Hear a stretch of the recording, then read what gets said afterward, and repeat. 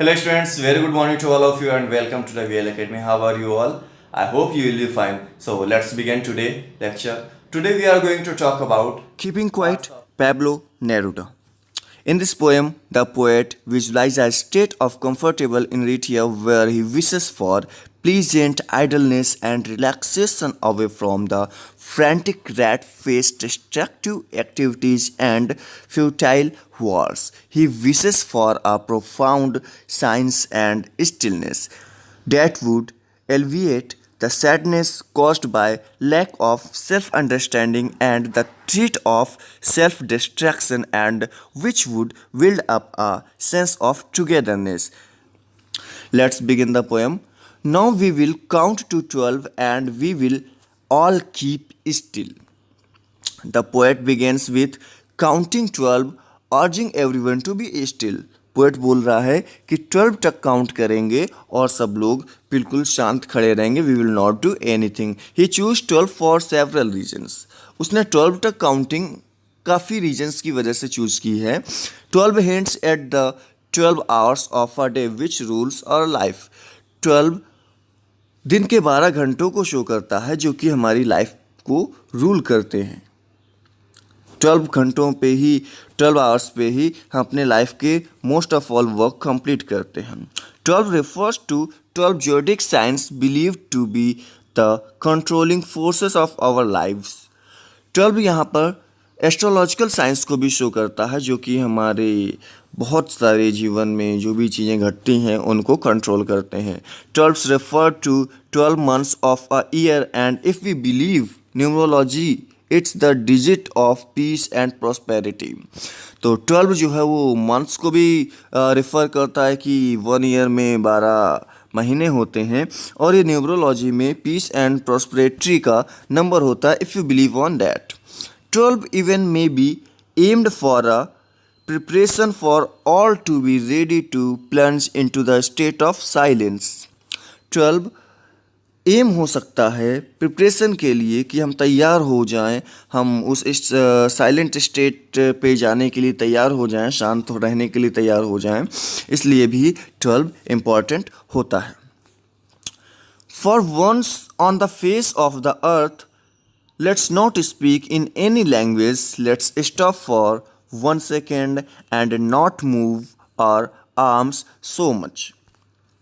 The poet here urges everyone to break the barriers of language and unite with one invisible tune.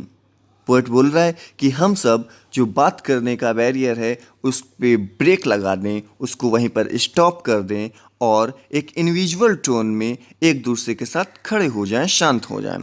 With the word Earth, the poet hints at all the humans living devoid the identity of country, creed and caste. अब यहाँ पर जो word use किया गया है अर्थ का, अर्थ के लिए अर्थ जो यूज हुई है उसका मतलब ये है कि जो पोएट है वो सिर्फ ह्यूमन से ही नहीं बोल रहा है, वो सारे लोगों से बोल रहा है. वो ह्यूमन को बोल रहा है कि आपको क्या क्या चीज़ें किस किस प्राणी के साथ नहीं करनी है. Means it's not means that you are not harming to only human and you are going to harming for the animal and any other one that will be right now. It's not like that. Third language is the identify of a country of race. He affirms that humans are more important and the identity of being a human of earth is broader realization. वह मानता है, poet मानता है कि सबसे ज़्यादा important और आइडेंटिफिकल चीज़ जो है वो ह्यूमन के ब्रॉडर रियलाइजेशंस हैं अर्थ पर. It would be an exotic movement without rush, without engines. We would all be together in a sudden strangeness. We are always on move. हम हमेशा कोई ना कोई काम करते रहते हैं. We are all busy in accomplishing our work and go on rushing in our lifes. हम कंटिन्यू वर्क कर रहे हैं, हम सब लोग अपना वर्क कंटिन्यू कर रहे हैं और इसकी वजह से बहुत ज़्यादा रश हो जा रहा है लाइफ में. The poet even urge to stop engines. Poet बोल रहा है जितने भी इंजन्स हैं उन सबको स्टॉप कर दो. वो कहना चाहता है, वो रेफ़र कर रहा है इंडस्ट्रियल वर्क्स ख़त्म कर दीजिए, वो नहीं करना है. इंडस्ट्रियल वर्क की वजह से जो एनवायरनमेंट होता है वो बहुत ज़्यादा हार्म होता है, पॉल्यूशन बहुत ज़्यादा होता है, हर तरह का पॉल्यूशन होता है, noise pollution and water pollution, air pollution, soil pollution, तो ये बहुत सारे पॉल्यूशन होते हैं, इसलिए इंडस्ट्रीज़ को वो स्टॉप करने के लिए बोल रहा है, इंडस्ट्री में वर्क बंद करने के लिए बोल रहा है. The poet urge us to stop our personal activities and stop engines and unite in one tune, silence. Poet बोल रहा है कि सब लोग काम करना बंद कर दो, जिस भी तरह का काम आप करते हो सब कुछ बंद कर दो एंड यूनाइट हो जाओ, एक जगह इकट्ठे हो जाओ एक ही टोन में, और वह टोन है साइलेंस की. The poet declares silence as exotic because this silence will make us blissful. वो बोलता है साइलेंस बहुत ज़्यादा इंपॉर्टेंट है इस टाइम के लिए, बिकॉज साइलेंस हमको ब्लिसफुल बनाएगा. Strange and will bring complete equilibrium, हमारे जीवन में एक जो समानता है वो लाएगा, और ये बहुत ज़्यादा अजीब होगा कि सब लोग एक साथ शांत हो जाएंगे. Fishermen in the cold sea would not harm whales, and the man gathering salt would look at his hurt hands. If we will still, we shall be able to introspect the mistakes and wrongs done. अगर हम सब लोग शांत हो जाएंगे तो क्या करेंगे, हम लोगों ने जो गलतियां की हैं हम उन गलतियों को दोहराने से बच सकते हैं, हम उन मिस्टेक्स को रिमाइंड करेंगे और देखेंगे कि आगे ये गलतियां ना हो. यहाँ पर जो फिशरमैन हैं वो क्या करेंगे, वो वेल्स को मारेंगे नहीं, वेल्स को पकड़ेंगे नहीं, उनको नुकसान नहीं पहुँचाएंगे. The poet wants them to cease their work and realise their mistakes. Poet उनको बोलता है कि तुम्हें अपना काम रोकना चाहिए और अपनी मिस्टेक को रियलाइज करना चाहिए. वॉट यू डिड रॉन्ग, आपने क्या गलत किया. The salt gather is explained as the representative of poor and lower section of the society. जो सॉल्ट कलेक्ट करने वाले लोग हैं, जो सॉल्ट गैदर करने वाले लोग हैं, जो नमक इकट्ठा करने वाले लोग हैं, वो शो कर रहे हैं पुअर तबके को, गरीब तबके को, लोअर सेक्शन को हमारी सोसाइटी के. They go up to any level to earn their livelihood and often hurt themselves irreparably. अब वो क्या करते हैं, वो अपने वर्क को कंप्लीट करने के लिए जाते हैं और अपने आप को काफ़ी हद तक हार्म करते हैं, उनके हाथों में छाले पड़ जाते हैं उस नमक को कलेक्ट करते करते. तो पोएट बोल रहा है कि ये जो फिशरमैन है वो मछलियों को नहीं पकड़ेंगे, उनको हार्म नहीं करेंगे, और जो साल्ट गैदरर हैं वो अपने हाथों को देखेंगे, मतलब थोड़ा सा आराम करेंगे. Those who prepare green wars, wars with gas, war with fire, victories with no survivors, would put on clean clothes and walk about with their brothers in the shade doing nothing. The poet here condemns the people with green wars, biological weapon और creators of pollution. Poet यहाँ पर उन लोगों से बात कर रहा है जो बायोलॉजिकल वीपन्स क्रिएट कर रहे हैं और या फिर जो पॉल्यूशन क्रिएट करते हैं. And wars with fire, atomic wars की बात कर रहा है poet. They become victorious but with no survivors left. वो जीत तो जाएंगे इन सारी चीज़ों को कंप्लीट करके, ऐसे फाइट करके, बायो वीपन की वजह से, एटॉमिक वॉर की वजह से वो विक्ट्री तो ले लेंगे, वो जीत तो हासिल कर लेंगे, लेकिन कोई भी सर्वाइवर नहीं होगा. The poet mocks at the victory of those people who get victory over distraction. The poet asks them to leave the path of distraction and join the group of silence. Poet उनसे बोलता है ऐसी जीत का क्या मतलब है, किसके लिए जीतोगे, इसलिए इस डिस्ट्रैक्शन के पाथ को छोड़ दो और साइलेंस के ग्रुप को ज्वाइन कर लो. He urges them to put on white symbolizing purity and serenity clothes. वो बोलता है आओ सफ़ेद कपड़े पहनो. सफ़ेद कपड़े क्या शो कर रहे हैं, प्योरिटी को एंड सेरेनिटी को. And walk with others doing nothing, और उन लोगों को ज्वाइन करो जो कुछ नहीं कर रहे हैं, जो साइलेंट ग्रुप में हैं, जो शांत हैं. इस तरीके से हम नुकसान पहुंचाने से बच सकते हैं, हम युद्ध करने से बच सकते हैं. What I mean should not be confused with totally inactive life. In what it is about, I want to truck with death.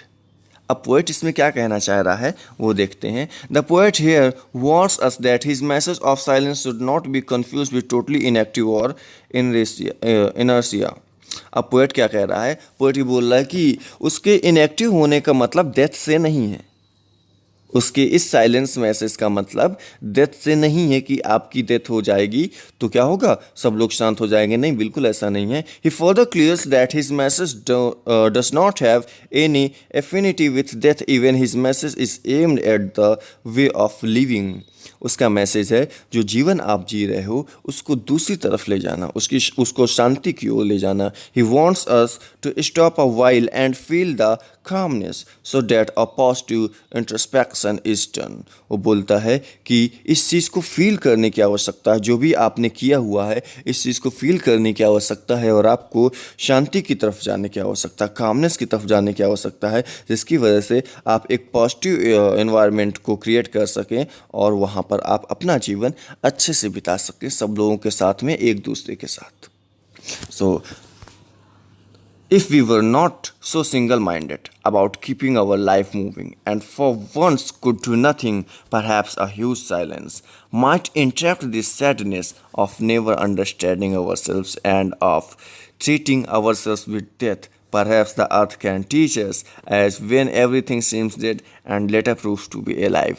अब यहाँ पर पोएट ने इस चीज़ को शो करने की कोशिश की है, हम क्या बताते हैं इन सारी एक्टिविटीज़ से, हम क्यों इतना सारा वर्क जो है लोगों को हार्म करता है, जिसकी वजह से पॉल्यूशन होता है, जिसकी वजह से एटमॉस्फेयर हार्म होता है, इन सारे वर्क्स को करने की क्या नीड है। अब वो शो कर रहा है कि अर्थ को देख लो, अर्थ में मोस्ट ऑफ ऑल जितनी भी नेचुरल थिंग्स हैं besides human and human work, वो ऐसी ही दिखती हैं ना कि जैसे डेड हो, जैसे उनकी डेथ हो गई हो, ठीक है, वो इसी तरह की दिखती है ना।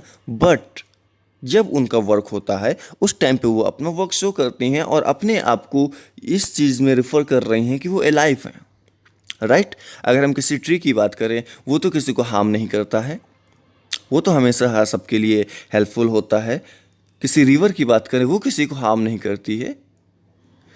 इस तरीके से ये बोल रहा है कि सब लोगों को एक साथ रहना है, लेकिन शांत होने का मतलब ये नहीं है कि आपको डेथ से कंपेयर किया जा रहा है। We human beings are single minded. हम जो ह्यूमन बींग्स होते हैं वो सिंगल माइंडेड होते हैं। We are always busy in achieving our goals, completing personal responsibilities and we never stop a while to evaluate our self and understand our selves. हम अपने एक ही गोल को पूरा करने के लिए लगे रहते हैं, अपनी रिस्पॉन्सिबिलिटीज़ कंप्लीट करने में लगे रहते हैं। हम कभी रुक करके इवेलुएट नहीं करते अपने आप को, कभी अपने आप को समझने की कोशिश नहीं करते। We never understand that we shall never be able to come out of these desires and achievements. हमने कभी कोशिश नहीं की, कभी नहीं समझने की कोशिश की कि हमें इन सब से बाहर आना चाहिए, अपने डिजायर्स से, अपने अचीवमेंट से। If we could stop a while from these using we would have understood the real purpose of our lives and ourselves. Rather we go on with the fear of death calculation how much of our dreams and wishes will be achieved।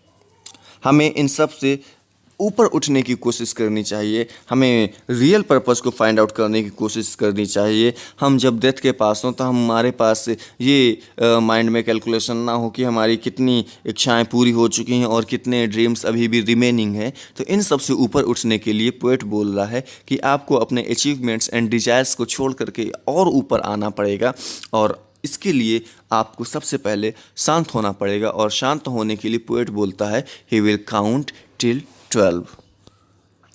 Now I will count up to 12 and you keep quiet and I will go। In conclusion, the poet taught us through the example of earth, which at one season may look as if dead but comes back with life in another season. Likewise, our life will also bear certain meanings when we walk on the right path.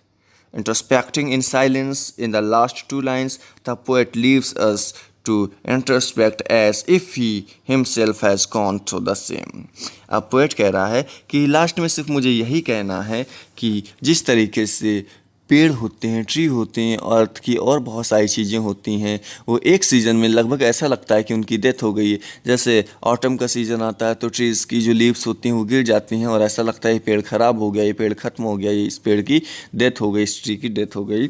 But new session में उसमें फिर से leaves आ जाती हैं। तो इसी तरीके से बोल रहा है कि ह्यूमन को भी होना चाहिए, कभी उसको शांत होना चाहिए, इंट्रोस्पेक्टिंग साइलेंस में जाना चाहिए और एक बार फिर से अपने आप को कैलकुलेट करके इन सब से ऊपर निकालना चाहिए। So this was your poetry. I hope you got the poetry in a great way. So thank you. Have a good day.